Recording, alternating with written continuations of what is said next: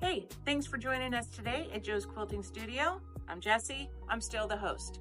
So today we're actually going to talk about our Innova, and right now I'm on our M24, fondly named Bernadette. I love her. She's the first one that we had. So one of the questions and calls that we get a lot is over this high performance tensioner.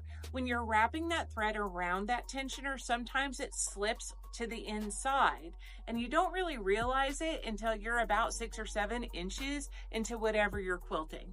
So I'm going to show you today kind of how to check for that and prevent it before you get to that part. So the first thing I'm going to do, Alicia, come over here and get a little closer.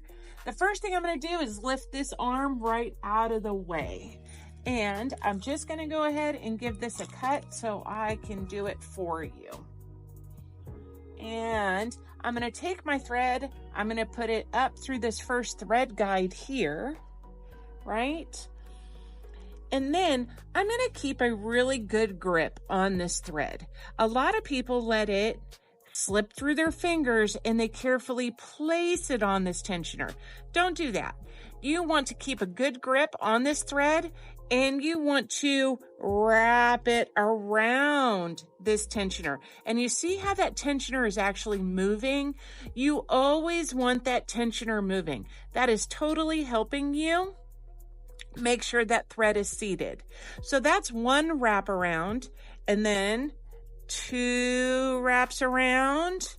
And then you see how I have some tension up here? At this time, I'm gonna let that go. But that's one of the reasons why it does fall behind, because you see how it's a little loosey-goosey right here? So I just wanna keep that in mind. I'm going to just make sure that that's guided as I'm pulling this down. So that was 2 times around. And then I'm gonna 3 times around. Now in your manual, it does say do 2 times and then put it in the check spring. At Joe's Quilting Studio, we actually do 3. And then as it's coming around again, I'm gonna come up, I'm going to kiss the thread, and then I'm coming back. And that is what puts it in that check spring. I'm gonna come under that thread guide. And this is all now just too long, so I'm just going to give this a trim and thread it through my take-up lever, like so, and then through my thread guides. There we go. One of the things before I do get it in the needle, though, is I like to pull out a couple yards of the thread.